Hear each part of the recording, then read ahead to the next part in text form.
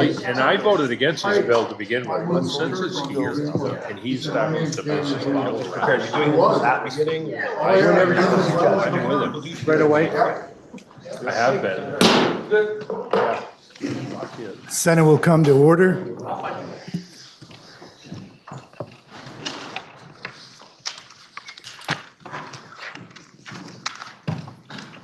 In lieu of a devotional, we'll take a moment of silence.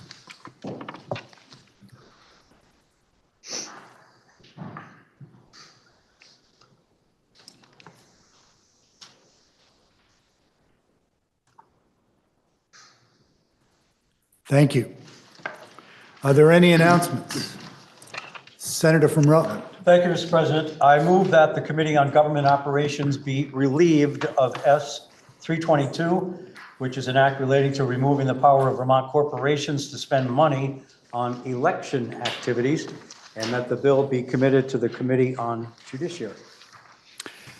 Senator from Rutland has moved that the Committee on Government Operations be relieved of S. 322, an act relating to removing the power of Vermont corporations to spend money on election activities, and that the bill be committed to the Committee on Judiciary. Are you ready for that question?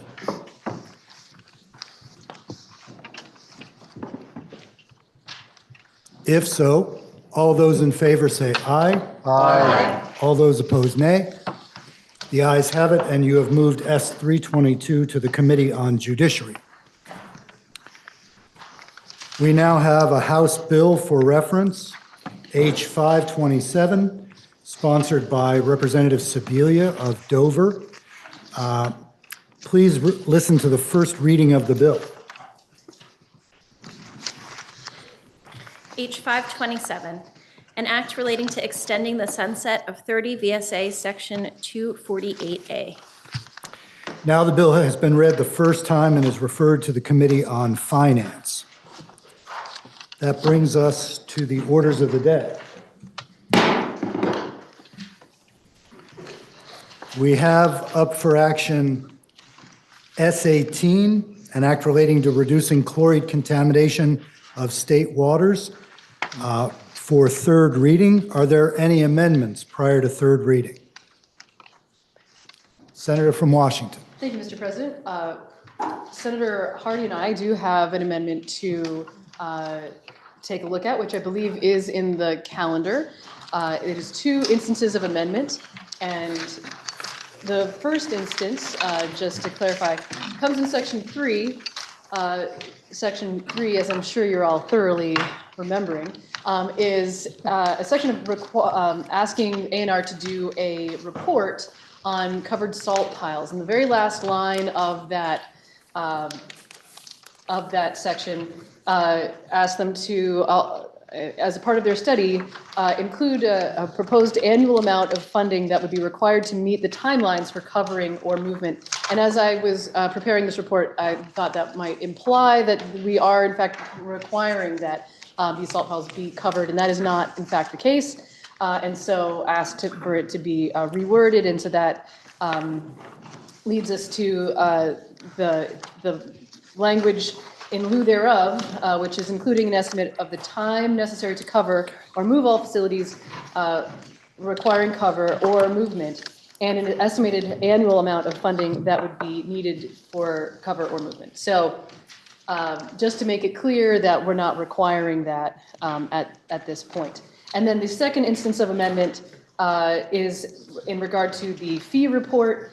And as I realize it's this big paragraph, but really the only piece of it that is being changed here is that in addition to asking them to come back with some estimation of commercial salt applicator fees, this includes municipal as well. And so that is the amendment. I think it's pretty clarifying and technical. And we did take a straw poll in committee on this in Natural Resources, and it was unanimously approved. Thank you. The question, Senator from Madison. Thank you, Mr. President. I just wanted to weigh in on behalf of the Senate Finance Committee. We also looked at this amendment and we took an official vote, although we didn't need to apparently, and it was 6-0-1, and we're all fine with it. So thank you. Thank you, Senator. Question now is, shall the bill be amended as proposed by the senator from Washington and others? Are you ready for that question? If so, all those in favor signify by saying aye. Aye. All those opposed, nay. Nay. The ayes appear to have it.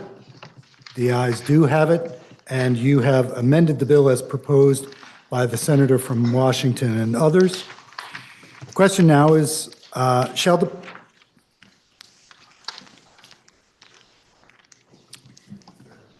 Got it. Are there any other amendments prior to third reading? Seeing none, please listen to the third reading of the bill. S218, an act relating to reducing fluoride contamination of state waters. Question now is, shall the bill pass in concurrence with proposal of amendment? Are you ready for that question? If Senator from Washington. Thank you, Mr. President. There were a couple of questions that I wanted to address that came on second reading, and so I do have a handout to go with my explanation for the answers to the questions. So just to start, one of the questions was about the participation in the New Hampshire program. And so just a few words about that. So the New Hampshire program started 10 years ago with just commercial applicators, and then recently included a municipal certification program. As of the 2023-24 winter, there were 712 commercial salt folks who participated in the training, representing 177 companies. And then as of 2025-26, this winter, they are up to 732. And so that's one answer. And then the other question had to do with data. And so we have some delightful data to pass out to you. And so as that's being passed out, I will just say that as a part of my remarks the other day, I did mention that all bodies of water are seeing increases in salt contamination, and that I will confess is a bit of an overstatement, but it is honestly how I remembered it. So I'm grateful to have the opportunity to go back and look at the data to see what it says. I do think it speaks for itself, though I am going to go through some of it since there was a question about it. And I think it is more apt or more accurate to say that there are bodies of water across the state that are experiencing increases in chloride, and certainly all bodies of water that have roads in their watershed are certainly at risk for increasing chloride.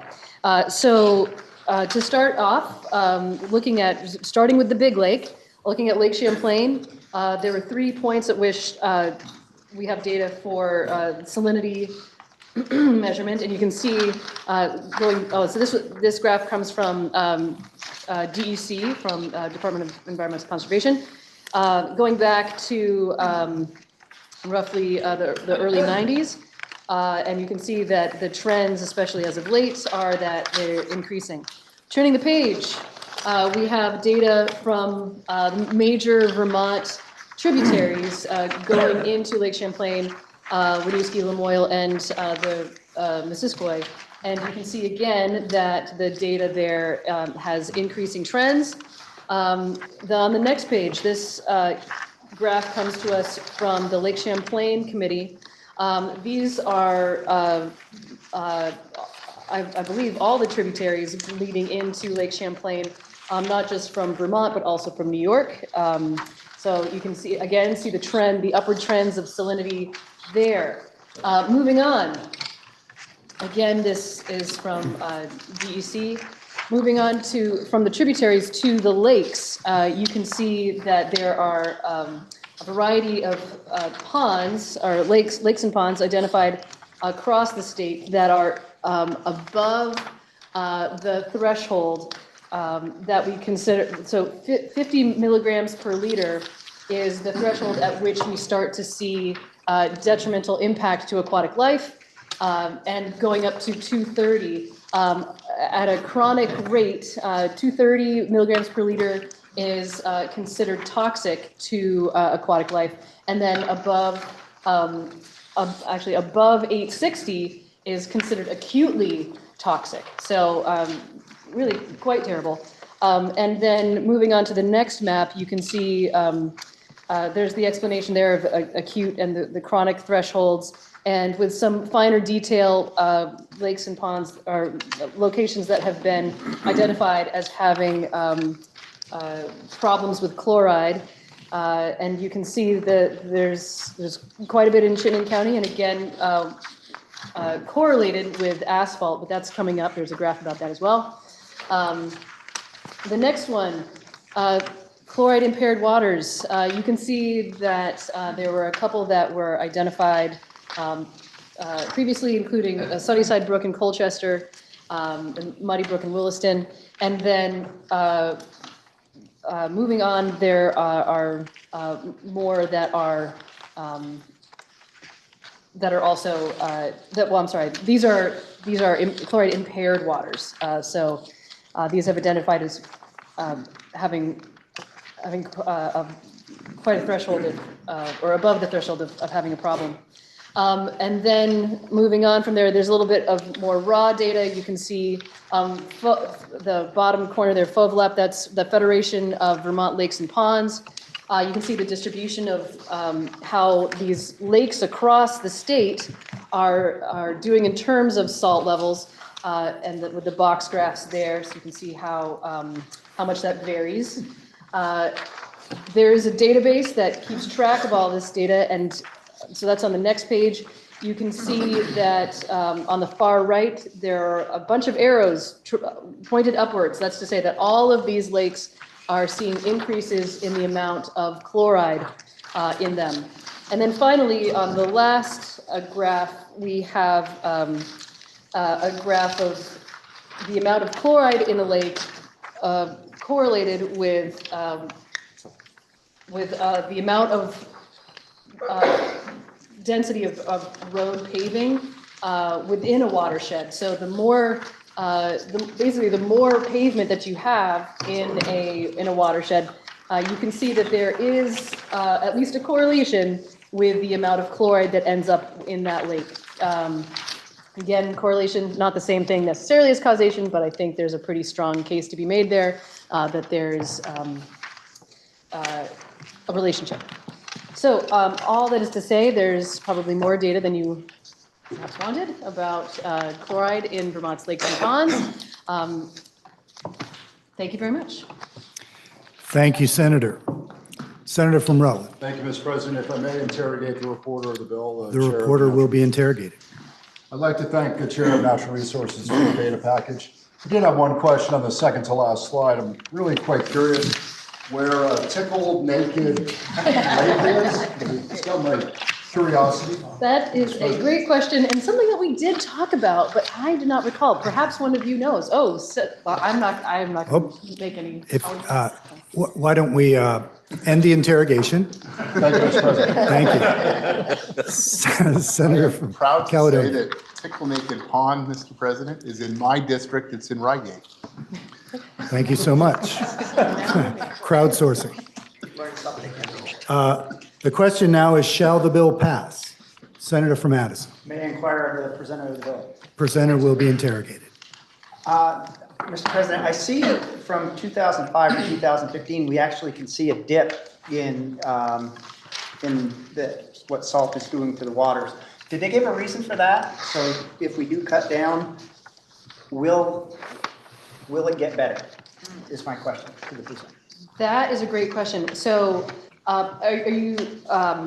is the senator asking about the dip on the first graph? Correct. Thank you. That is helpful.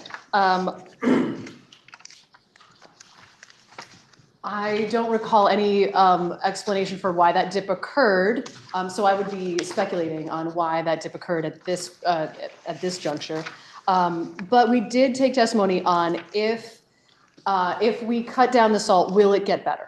And the answer to that was that in the long term, yes, but salt, chloride has a tendency to linger in the soil. It's not like phosphorus that bonds to material that ends up getting flushed out. And so it may be a long journey to a point where we start to see it get better, just because of the nature of the chemistry of the chloride and its interaction with the soil and water. Thank you. Question again, shall the bill pass? Are you ready for that question? If so, all those in favor signify by saying aye. Aye. All those opposed, nay. Nay. The ayes appear to have it. The ayes do have it. And you have passed S218, an act relating to reducing chloride contamination of state waters. We have on the calendar now S23, an act relating to the use of synthetic media in election. The Committee of Conference has submitted the report as found in today's calendar on page 131. Question is, shall the Senate accept and adopt the report of the Committee of Conference? I would recognize the senator from Rutland. Thank you, Mr. President. A bit of time ago, there was a song called The Long and Winding Road. S23 could fall easily into that category. This is an act relating to the use of synthetic media in elections, originally passed the Senate before crossover last year. The House passed a proposal of amendment to the very end of the last session, and earlier this year, senators will remember we passed a proposal of an amendment to the House's proposal of amendment. The House then requested a committee of conference. So the committee met a couple of times. We only had a few differences to settle between the two chambers. The definition section and the section on how the disclaimer is worded and delivered were the two outstanding issues. The Committee of Conference came to a compromise and is presenting a strike-all report, so the chamber, if you so choose, can view the entire legislation. It was a strike-all, but really there are two sections that have to deal with what we walked through, and we wanted to highlight those. The two sections are Section 2031, which defines two terms. Deceptive and fraudulent synthetic media means synthetic media that appears to a reasonable person to be a realistic representation of either a political candidate that injures the reputation of a political candidate or an individual that attempts to unduly influence the outcome of an election, including a public question, by providing material false information to voters. This updated definition reflects a compromise between the two versions proposed by the House and Senate. The two chambers disagreed on the scope of what would be included as deceptive and fraudulent. The House would have limited that to the political candidate section only. The Senate would have expanded the scope to depicting all individuals. And as you can see, since we have both there, it was a win for the Senate. Synthetic media is defined as an image, audio recording, or a video recording of an individual's appearance, speech, or conduct that has been created or intentionally manipulated with the use of digital technology, including AI. Again, the two chambers only had a small disagreement about the scope of that definition. The Committee of Conference decided to allow the representation to be of any individual instead of only a political candidate. Section 2032 sets forth the disclosure required when publishing a synthetic media message within 90 days of an election. A disclosure is required when a person publishes or distributes synthetic media that the person knows is deceptive and fraudulent, we made within the 90-day period. The disclosure must be the following, quote, "This media has been manipulated or generated by digital technology and depicts speech or conduct that did not occur."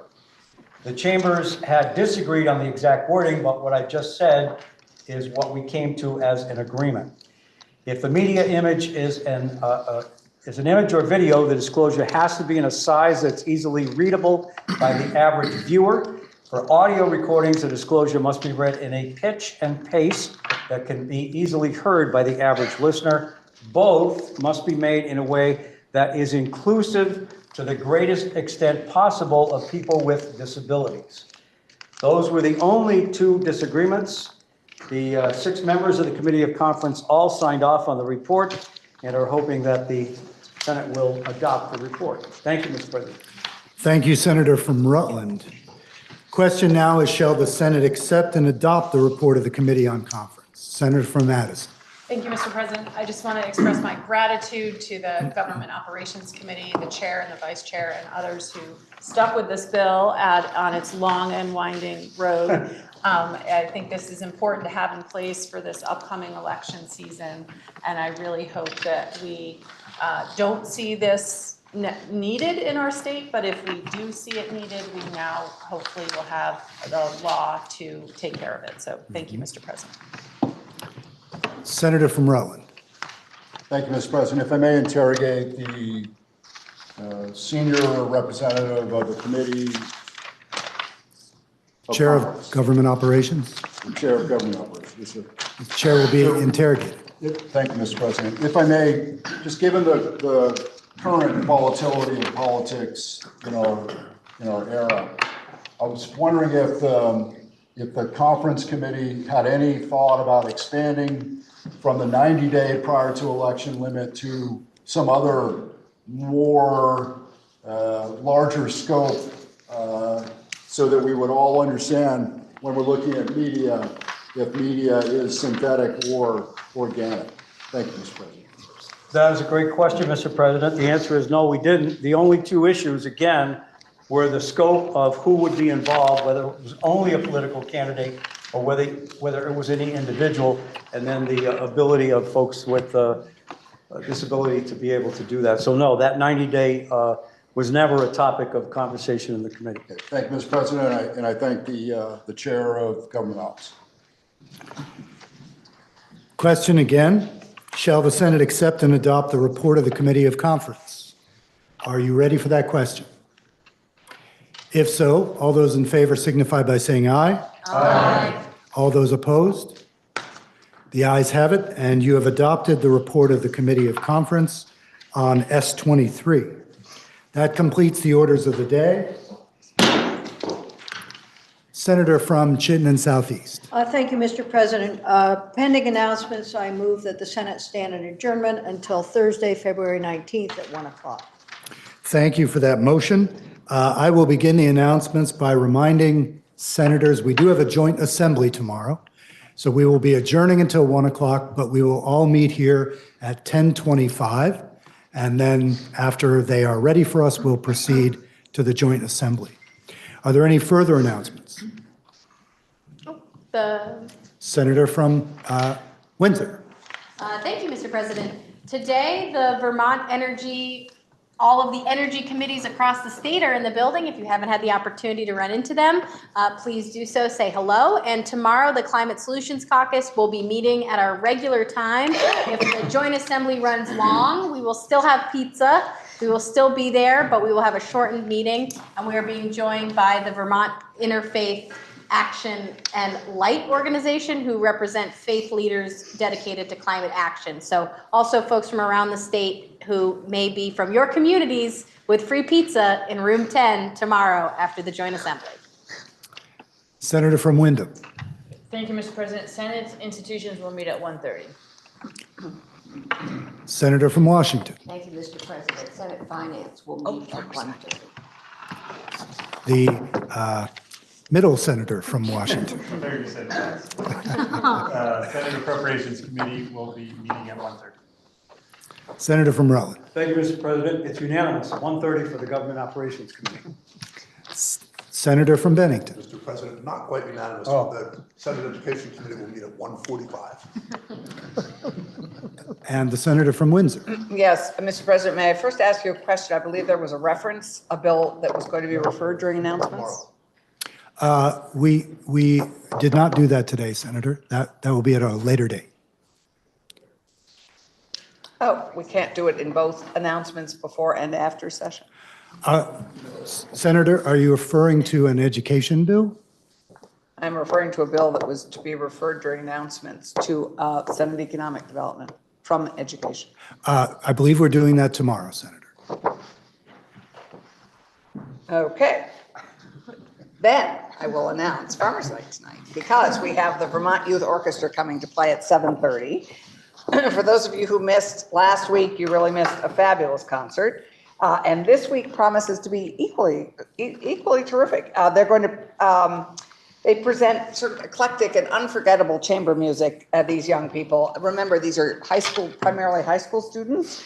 The flute choir is going to be playing Vivaldi's Spring, and fiddle tune Ashokan Farewell, and the BYO Brass Quintet is going to be playing Shakira and Shostakovich, and their string squad is going to be playing dances from Spain and Panama.